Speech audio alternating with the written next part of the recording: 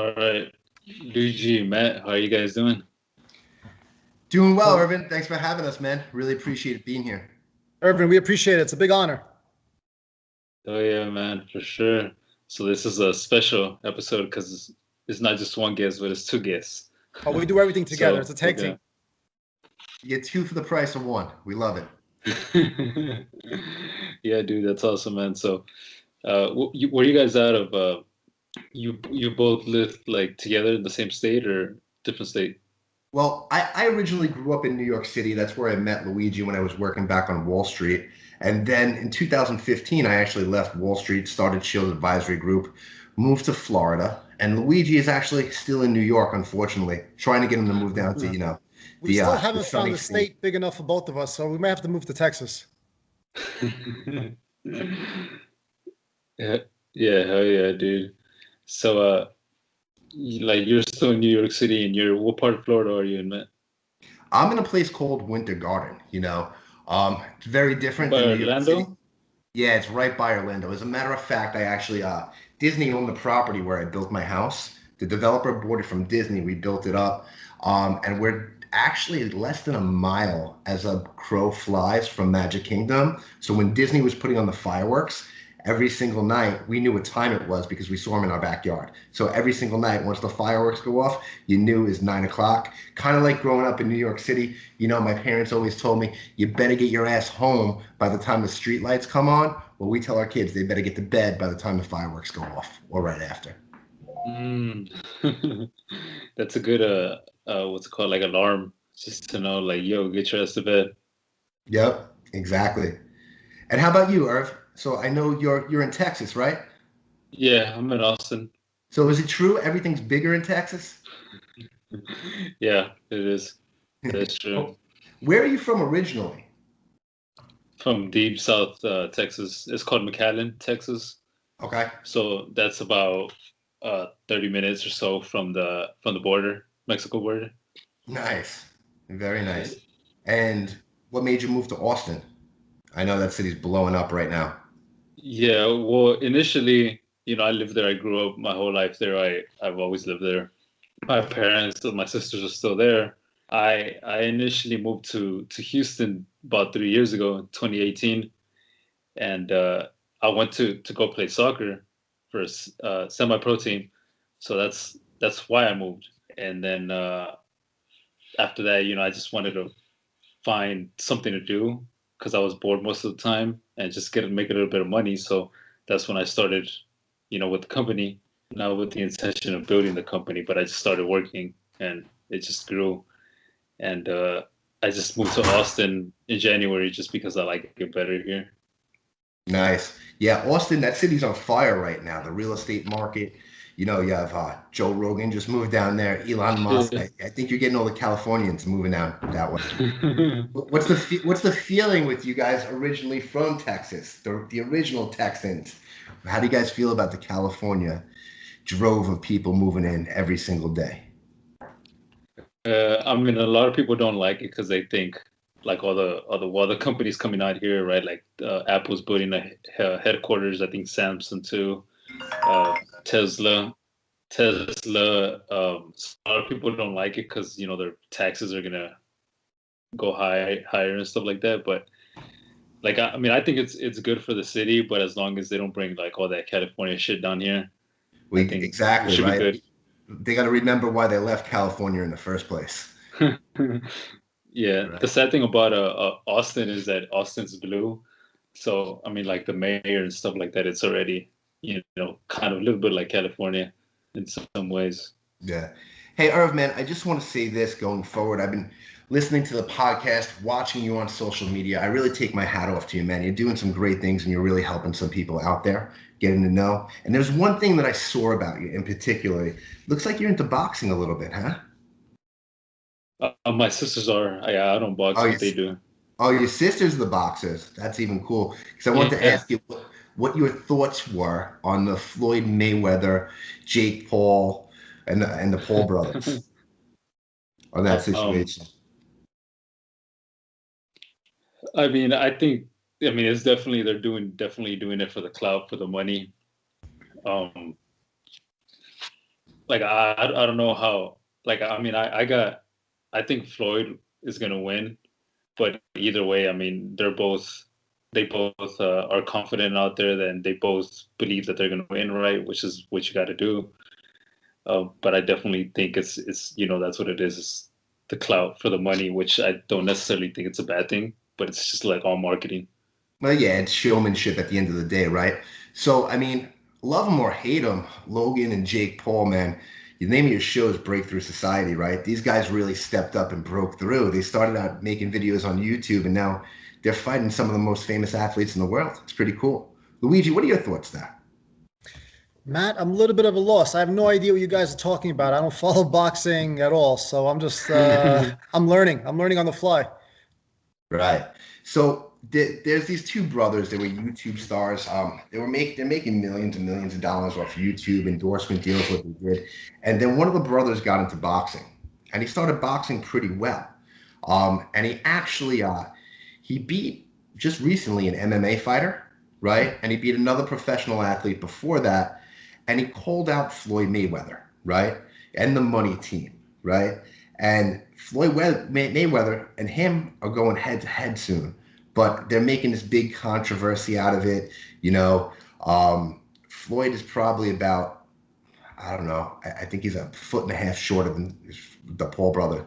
And basically, they took his hat and ran away with it. So there's this big marketing spectacle all over social media. It's just a hype to pump up the fight, in my opinion. Kind of like Conor McGregor when he was throwing stuff in a bus and stuff like that. They're really getting into it. But I just thought that was interesting. I thought you guys might know a little bit more about that. But that's okay. To put it in Irvin's terms, Irvin, and I know you're a big soccer player and a fan, but it's like the street soccer star that can never make it to the pros because he doesn't have that discipline or the technique. But he's great on YouTube because he does all these tricks, but those tricks don't translate to the pitch, right? So I'd be curious to see if this guy can take on a pro like Mayweather. When's the fight? I think it's coming up soon. I don't know June? the exact date. Hold on, I'll get it for you shortly. I think it was like June something. So it And should let be. me guess, it's got to be one of those like a month $50 pay-per-view specials. Oh, yeah. There you go. Yeah. Well, I mean, what they were like guaranteed like 100 mil or something like that each. Yeah, I'll pull up the exact dates and how much they were doing. And just give me a second. Irvin, I say we go down to Winter Garden for 2 weeks. We train Matt. The guy's built like a tank. He's 6'4", 300. We get this guy in shape. We'll do a pay-per-view event. Yeah. I would be more in the rough and rowdy. I don't think I'm taking on the Logan Paul or Floyd Mayweather, just to tell you. But however, the fight's June 6th, right? On pay-per-view. So it's going to be a payday for both of them, which is amazing. Oh, and man. there's absolutely no shot Floyd Mayweather is going to lose this fight. He's undefeated. Yeah, man. His whole credibility is going to go down if he does lose a fight to a fucking YouTube star. But let me ask you, like a guy like Mayweather, it's got to be a huge payday because he only has to lose, right? The prestige and his reputation, like Irvin says, if a guy like that loses to some no name who's a YouTube star, I don't know. Yeah, like he can't, because everybody's gonna be like, man, well, what the fuck? Like, he went 50-0 or in boxing against the pros, and he lost against a YouTube star. Like, what the fuck's wrong with them? Kind of thing. So, like, I don't think it's like the Harlem Globetrotters. They can't lose because of that. Yeah. So that's like my opinion. Like, I have a feeling like that's the way that is gonna go. But for them, like, I mean, the Paul brothers, like, I don't think they really give a fuck because they're just getting paid, and it's all just for like putting their name out there. So there's no exact number yet, but I mean, the rumor out there is Logan Paul is going to get $10 million just for the fight. So, I mean, Mayweather's probably looking at another 100 million, right? Yeah. Those are some serious numbers. Yeah, but it's also 10 million to permanently reconfigure your face. So that's pretty cool. Yeah, and for a shitload more people to know who you are. So that's like the interesting thing about it, and a lot of people hate them because of that. Because like, oh man, they started as YouTube stars, now they're like doing all this shit that I guess they weren't like made to do. But it's like if you look at the shit behind it, it's like a lot of people start off in like working in a certain industry, but then they're like, you know what, I don't like this, so I'm gonna go to this other industry, and they just change their whole lane. And it's kind of like the same thing with the Paul Brothers, just at a bigger scale. Well, yeah, essentially it falls into the fact, like if you listen to a lot of these big influencers, a lot of the coaches out there, first thing they tell you to do is build your personal brand, right? So these guys built their personal brand. They got some eyeballs on them, right? In today's day and age, right? Eyeballs equal dollars. I don't like it, but it's just the way it is, right? Most of the time, it's not about your talent or what you can do. If you don't have the eyeballs in there, it's not going to lead to these other opportunities that come. And I kind of take my hat off to Logan and Jake Paul because they saw opportunity. They got the eyeballs on them, right? They got endorsement deals out there. They pivoted to another area they saw an opportunity in right now, and more eyeballs are coming in, and the paydays are coming, right? So it's coming down to like every coach that I've ever worked with, every mentor I had, always said, have your own personal core values. Live by those core values. Grow your audience.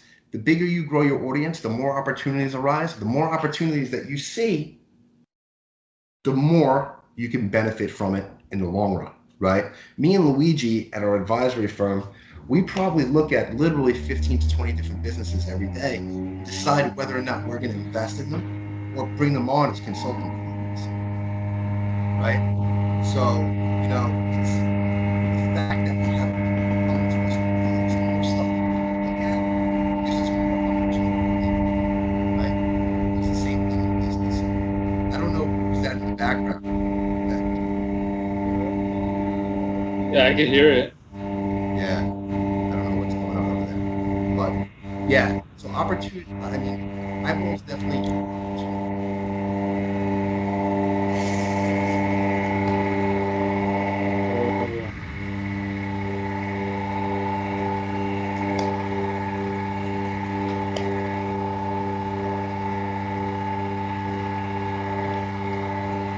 Yeah, that's weird. I don't know what it I think is. I think it's the lovely streets of New York. I think so. All right. So Sorry, guys. do you edit these or no? No. Oh, so you're gonna have to cut that out, or you can just leave it. Yeah, man, it's all good. Okay. Yeah, it is what it is. That's the difference between Austin, New York, and Winter Garden. There you go. Gotta love it. Yep. Man, I couldn't sleep at first when I moved to Florida. I opened the window and I didn't hear anything. It was the weirdest thing in the world. Where when you live in Manhattan, you hear the sirens, you hear the music, the people yelling, Friday, Saturday nights, the drunks on the street. But it's just crickets now. I slept like a baby. Hey, Matt, you're onto something about. I can't do that. You're onto something about the pivoting, right? In business, we always Matt always gets tired when I say this to clients, but I say this probably 14 times a day. The way you do something is the way you do everything. So if you do figure out a formula, whether it's operations, whether it's scaling, whether it's just organizational structure, that can't be implemented through different sectors and different industries. So sometimes it's a natural pivot. I mean, like what Matt said earlier, this guy that you mentioned, the YouTube star, he's a big guy, he's athletic. That's a tough pivot though, because he's getting into a field that is highly, highly specialized, right? Boxing, that's not something that you really want to take on unless you're really prepared, because you could get really hurt. But if you're retail or manufacturing, I think the pivot is not as difficult as I think the biggest challenge to pivoting is that fear of the unknown, right? If Irvin wanted to take on a whole new industry, I don't think he would lack the skill because he's a very talented guy. It's always that fear of the unknown. You have to learn a new industry, learn a new trade. Yeah, and in my opinion, a lot of people stay within that fear instead of breaking out of it, right? And it's tough, but the more you do it, the easier it becomes, right? It's always hardest to take that first step. It's always hardest to get to the gym that first day. Trust me, I know I have a lot of first days in my life, right? But once you get a little bit of momentum under your belt, you're going for 3-4 days to that gym. You're already moving. You're not thinking, but you're just actively moving. Your muscle memory's back in place. It's a lot easier to go harder and faster.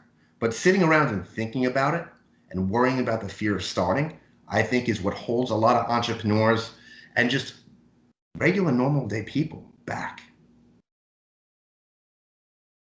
Yeah, man, it's just like getting uncomfortable, right? And going, just taking that first step. 100%. You got to get out of Irvin, your you know what comfort zone. happens Your if comfort zone. you end up enjoying the habit of being uncomfortable, then being uncomfortable becomes comfortable. So like just like anything else, like if the person doesn't like waking up in the morning, you wake up early in the morning for 1 week, you're accustomed to it.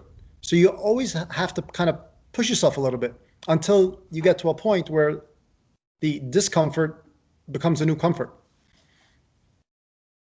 Yeah, dude, I think once you get to like that place, like you can do whatever you want. Like there's nobody like stopping you, and it's just, I think that's a very good place to be in. Like if you just want to do something new, like you just fucking do it. Like that's it. You know what I'm saying? So, Irv, let me ask you. So, when you decided to start Breakthrough Society, why did you start it? And were you a little bit nervous at first? Were you a little bit uncomfortable in your first couple episodes? Yeah, dude, for sure. Because, well, the reason I started it was because I don't know if you guys listen to Andy's podcast, but that's like the very first podcast that I started listening to the MFCEO back in 2018, February 2018. So I just really like, it was the first one that I listened to, and right away I was like, oh, dude, this guy's a shit. Like he's fucking real. Like this is it. Like so I just stick to listening to that one. And then I got into Gary Vee's podcasts and all his YouTube videos and stuff like that. But it's like the podcasting like helped me shift my mindset, so I know it can work for other people that haven't listened to podcasts before. So I knew that with starting this, I can help somebody down the line, that at least one person, that listens to it and just be like, oh shit, like I never thought about this kind of thing. And like, yeah, I was nervous. I never done anything like this before, with getting on Zoom calls or Skype or interviewing anybody or just being on other shows. So it was super uncomfortable, but I knew that I was going to get better over time, and I knew that it was going to help people over time. So I was like, well, fuck it. I mean, like I have all these pros, right, and not really any cons, but besides just me being nervous. But it's like, what the fuck, like, I'm just gonna do it. So, like, I just took a huge leap. So I have a question for you. Before you start something new, are you the type of person to write out all the pros and cons, or you just wanted to say, fuck it, let's do it, and just go, and you'll deal with everything as it comes? Yeah, like that second option is more me. Like I'm like, whenever I decided to move to Austin, I mean, I was thinking about it for almost a year, but just like in the back of my mind, like not really like deep thinking about it. And then I was talking to my dad one time because he wanted me to buy a house in Houston, and I was like, well, I don't know, because I don't know if I want to stay there. And he's like, well, what do you mean? And I was like, well, I don't know, I just like Austin better. And he's like, well, if you're gonna move before your clientele builds up more in Houston. And I was like, hello, sir. You're right. And like that exact time I made the decision, with like, fuck it, I'm just gonna move. Like I don't have any business in Austin or anything. I have no reason to move besides I just like you better than Houston. But I made the decision that day to move, and everything else I was just gonna figure it out. Gotcha. Yeah, I'm kind of the same mentality, right? The more I think about things, it's kind of like a paralysis of analysis, right? Once you start analyzing things and why they don't work, you go down these rabbit holes, and next thing you know, you're like, fuck this, I'm not doing it. In order for me to do something, I say, fuck it, I decide very quickly, we do it, make a lot of mistakes, I fall down a lot of the fucking time, but I know how to get back up. And the thing is, the more you fall, the easier it is to get back up all the time, right? What about Luigi? Yeah. Luigi's a little bit more analytical than I am, so. I do analyze things, but I have to confess, I kind of like fixing things on the go, because no matter how much you plan things out, until you're in the operations, you're in the muck of it, you're seeing how things work, how the flow works. It's easy to pivot as long as everyone has an open mind rather than planning, because, what's that old saying? Man planned, but God laughs. Yeah, exactly. So that's why me and Luigi work so well together, right? Because I just take the ball and I fucking run with it. And then Luigi's like, okay, next time we run that play, we got to go this way. We got to go left, not right, Like, over the yeah, middle. hold up, yeah. I do my homework. Yeah. Yeah. He definitely watches the game film. Yeah. What went right and what went wrong, But I think that's what makes us have such a dynamic and great partnership, right? I see these big picture things, and I seriously, I must fucking call Luigi up sometimes. He must be like, this kid's out of his fucking mind. And then 3 months later, he's like, you know what? I think we could actually do that. Yeah. Well, Irvin, you have Yeah. to understand, I can't put reins on a thoroughbred, right? I got to let him run through the prairie, and sometimes he's gonna bump into a tree, sometimes he's gonna trip, sometimes he's gonna fly, right? But you got to let a thoroughbred run, and then we'll figure it out, right? If the people have restraints, they're not going to be open-minded, they're not going to think, right? So I rather have 100 ideas and execute on 2 of them than have 5 ideas, right? Because it's sometimes in business, it's just a numbers game. Like, look at Yeah. marketing. Look at marketing in 2021. You open up a business today, and I said you could only market one place. It's over. You've got to do social media. You've got to do Facebook. You've got to do LinkedIn. You've got to do retail, brick and mortar. Like, where e-commerce, it never ends, right? You have to do everything. So sometimes it's just a matter of more is best. Yeah, like I think like the way that I'm like this, where it's just like fuck it, like I'm just gonna do it, is like I think Gary Vee put me in that mindset. Um, I just kept watching his videos, and he was just like, dude, like you're just like, oh, you're overthinking it, right? Like he does a lot of Q&A, so like a lot of people just ask him like these kind of questions, and he was just like you're overthinking it, like just make a decision on what you're gonna do, like, unless you're going out of business or uh, what do you say? Like, unless you're going out of business or you're gonna die or something like that. Like, no decision is a bad decision, right? So it's like just make a fucking decision and just figure it out along the way. Like, don't overthink stuff. So I think that's where I get like that like that's how I am just because of him. I think. No, Matt, I'm yeah, gonna great. psychoanalyze Irvin, and I'm telling you, he got a lot of that from the soccer pitch, and I'll tell you why. Because in soccer, the better players don't think as much. You have to be instinctual, because if you're afraid to try something, you never develop that muscle memory. You try to do a scissor kick. The first 10 times, you're gonna look like a fool, but the 11th time, you're gonna be amazing. So by osmosis, the better players are the ones that have had less fear.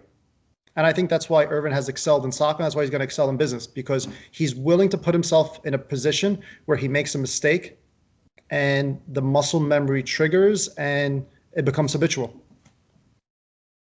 Yeah, and I'm sure you're doing things in your daily routine that you don't even notice sometimes because it's just natural. It comes to you naturally at this point because at the end of the day, like we were talking about before, you're not one of those people that is a paralysis of analysis, somebody that's always stuck in fear mode.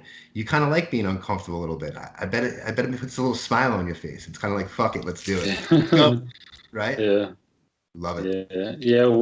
It's like being in that room with fucking the $1 million mastermind, or being at the Break Free Academy with all the Apex, like 140 people, like that first time I went at the Apex Live, and it's like, dude, you walk in there, I don't fucking know anybody, and it's like, dude, like I feel uncomfortable, right? Like, cause I'm like, shit, dude, like, do I belong in here? But like, I kind of just get over it, dude. Like, I don't really think about it. I just walk around and say Irvin, what's up what are you to talking people. about? You had the best haircut in the room. Yeah, man. But like at that time, like I already knew people, but back in February, like the Apex Live that we had, like I didn't know anybody. I had just joined like 2 weeks prior, I knew maybe like Thomas. I knew like maybe two other people. That's about it. Everybody else out of the 140, I didn't even know. But people kept coming up to me and be like, "Hey, Irvin, because of Clubhouse and Instagram." And I just got over it. But I like being in that position. That's good, man. Dude, I'm happy. I'm happy to see you there. Finally put a face to the voice or the text that you put out there, man, because you're putting out some really good content, and I want you to keep doing it.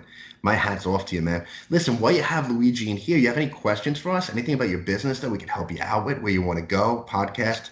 I mean, we look at contract and construction, trade businesses all day long, and if there's anything we could ever do for you, you just let us know, say the word. Yeah, man. Well, like I know you were saying that like with the company you do a lot of like you look at a lot of deals and you do like financials and stuff like that. Correct. Yeah. Yeah. So I mean, what I think one thing, yeah, one thing that I never really thought about of doing is what's it called, like getting like loans, right? Because a lot of people don't get loans to build up their business, but like I've been like seeing it out there more that, oh, if you were to get, so much money, like would this help your business out? And that kind of just put me in a mindset of like I mean, is it bad to get like a loan, like a say like a $50,000 loan or a $10,000 loan, to help out the business, like to propel it like in the long run. Like I never really grew up like my dad didn't take out any loan to do that. He just kind of used his own profit and stuff like that over time to build it. So I wasn't ever exposed to that kind of like, you get your loan to build a company faster type of deal. So I don't know like that part of like the business or funding stuff like that.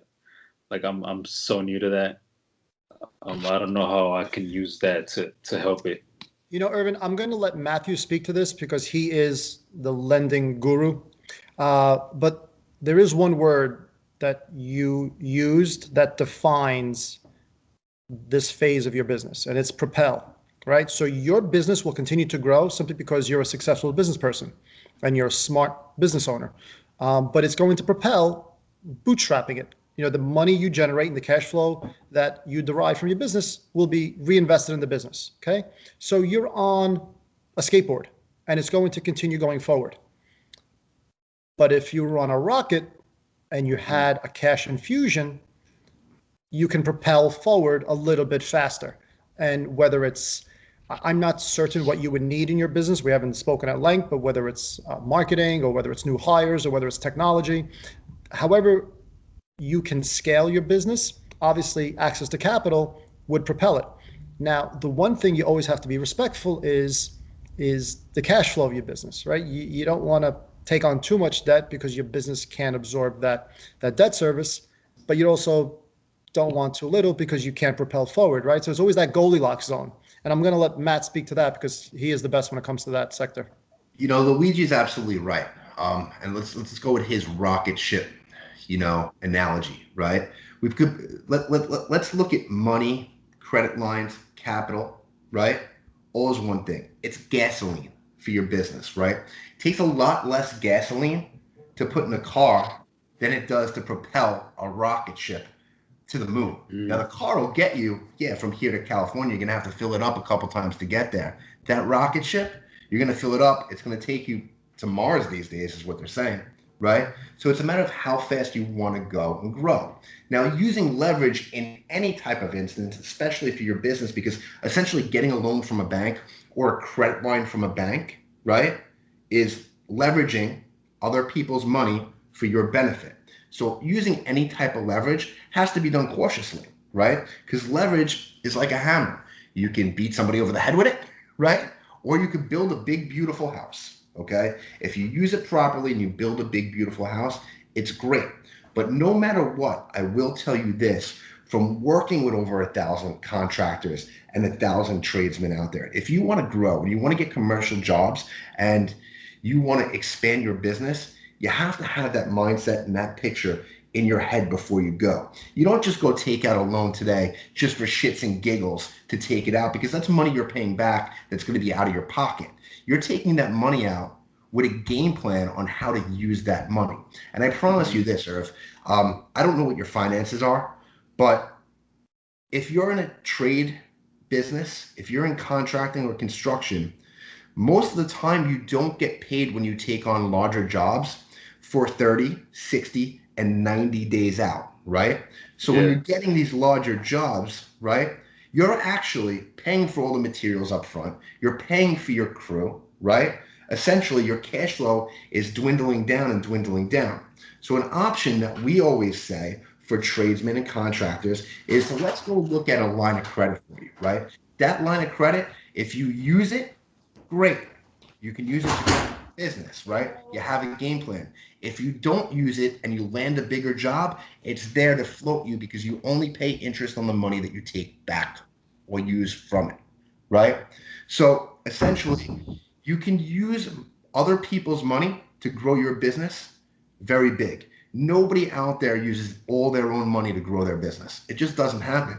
All these publicly traded companies, why did they go public? They wanted more money. Their investors wanted out, right? They sold their stock. They used that money. They had a strategy and a game plan. They took that capital and utilized it, right?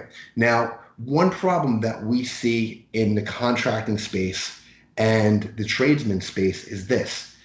They don't want to take on loans, or they can't take on loans, right? Or they can't get the right loans because when they first started, they kind of had a mindset like your dad, right? I'm never going to take money, so I'm not going to build my company properly when it is time for me to expand to get money at decent rates, right?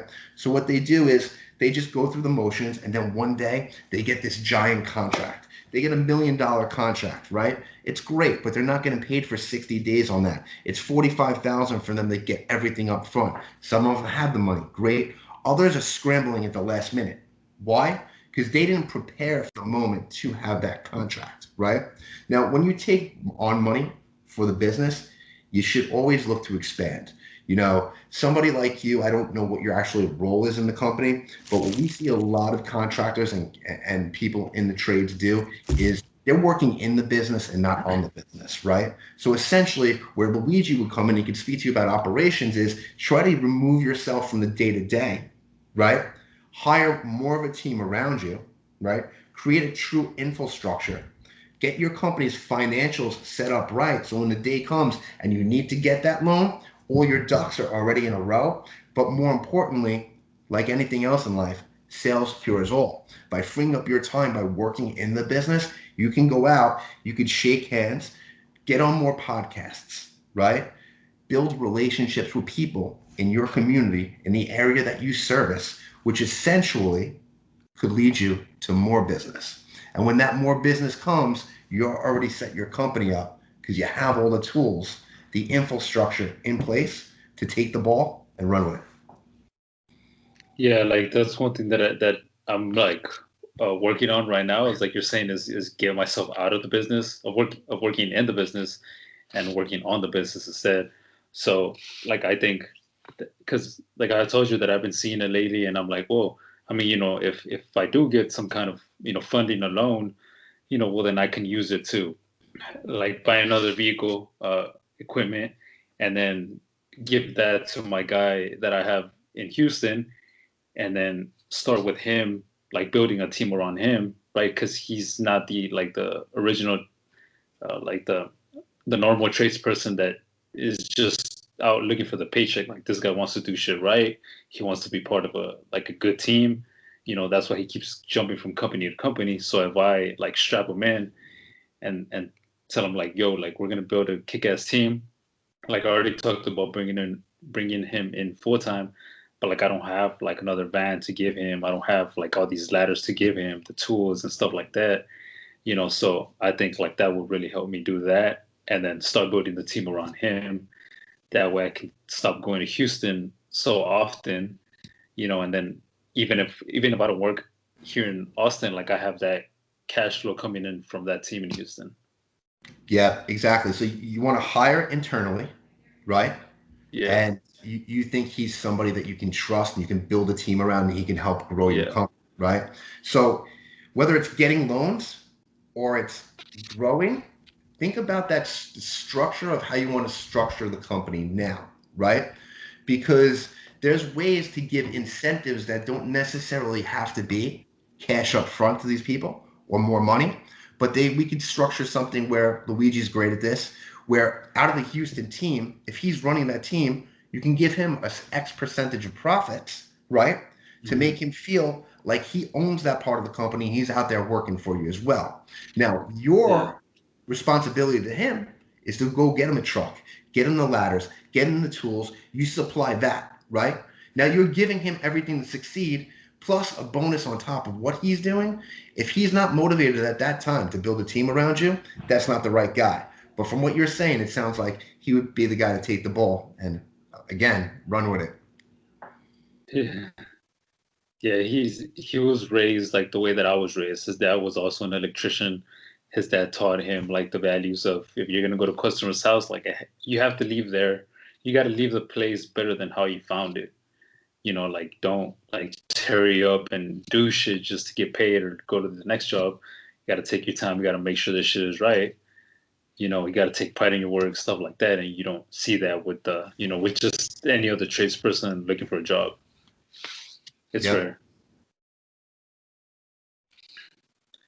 Yeah, so that's like the thing that I'm in right now is like trying to figure out how to do that. So whenever I go to like these like the Apex events or these masterminds and stuff like that, like these guys can just keep working, so they're just still generating that cash flow coming in, and then slowly I'm gonna start building the Austin team, but probably just like teaching somebody, so having somebody shadow me, and then building it that way.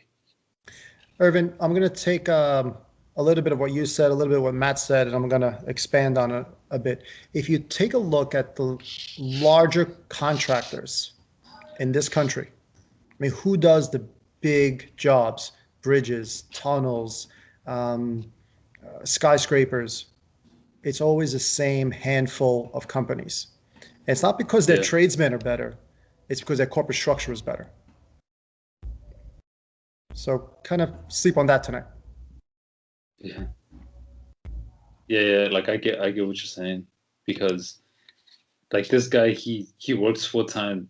He has worked full time for all these other companies, right? Building like commercial buildings, and that's all they do is just like the huge projects. Yep. But like you're saying, like he keeps jumping from company to company because like all these other his coworkers of all these companies, like they're shit. Like they got 9 months in the business and they think they fucking know everything.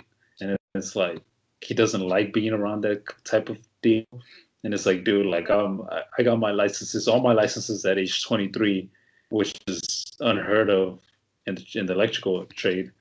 And it's like, and like I still like I still don't think I'm shit. You know what I'm saying? Like I have much more to learn. So it's like this different with the what you're saying with the tradespeople. So yeah, like that's just what I've been learning from him.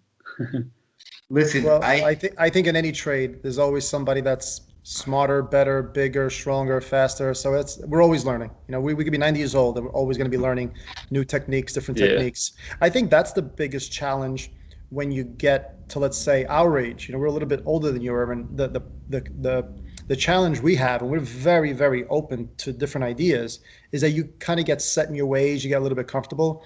So I love the fact that you're like a sponge, right? Any new activities, any new methods, you're open to it. But as you get a little bit older, a little bit longer in the tooth, you get set in your ways. So that's the challenge as businesses and firms evolve, is you don't want that you don't want to calcify. You always want to keep that open mind. yeah, I get you. yeah. So, I mean, for example, not that it was a construction trade or a tradesman, so to speak, but we had this dentist that's an awesome woman. She's out of California and she came to us. We started working with her. She originally just came to us for a loan. However, we wound up doing some consulting for her. We're helping her buy the building now that she works in, another dental practice, and we're setting up a hygienist school for her, all within the last 6 months. And the reason we're able to help her do this is because she wants to grow. And Irvin, you want to grow too, my man. I could see it in you. You're making all the right moves too. Sometimes we find in our business that we come across some people that are not in growth mode anymore, right? Me and Luigi like to work with people in growth mode because me and him are always in growth mode. How are we going to expand? What can we do next on our business? So it's very delightful to work with entrepreneurs, right? That are in that mode as well. You know, it's really one of my true passions, right? It's planning out, strategizing, but more importantly, helping execute and getting things done. Yeah, man. Yeah, that's definitely like one thing that I've been like trying to, like figure out for these past couple of months is all that shit. It's just grow, because like I just kind of been skating along these past few years, and I think now like this year definitely like it's time. Like with these like uncertain times, like it's definitely time for me to grow and actually start building, like Luigi said, like a corporate like structure, not a corporate company, but just like that structure was a solid foundation. Exactly. You know, we could talk more. Listen, you have my number, man. We're running in the same circles. More than happy to help you off this, speaking about it. But I know I know you're on a time constraint. You want to close out the show. Is there anything else you want to get to before we get going? I mean, just tell the listeners, man. I mean, we talked about pretty much what your business does and what you guys do. So just tell them where they can find you.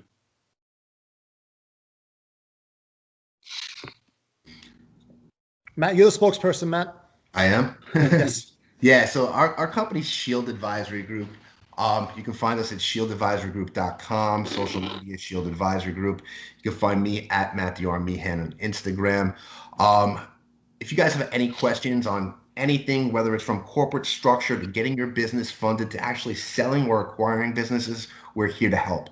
I sold my investment, my investment bank on Wall Street to my partners back in 2015. Prior to that, I spent the better part of 2 decades there. Luigi's background's in everything from architectural school, law school.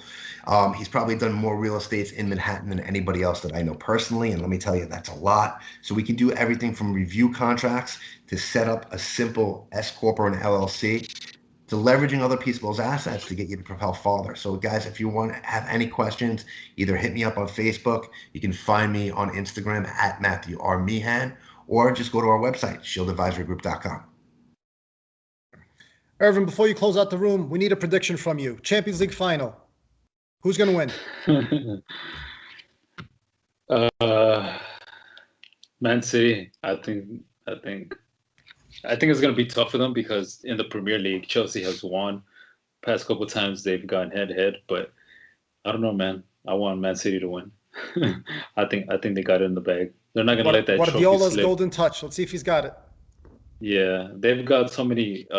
They've won so many trophies this season, so I don't think they're going to let this one slip. All right, thanks for the prediction, Irvin. It's been a wonderful pleasure. Good luck with the podcast and with business. Thank you so much for the honor, man.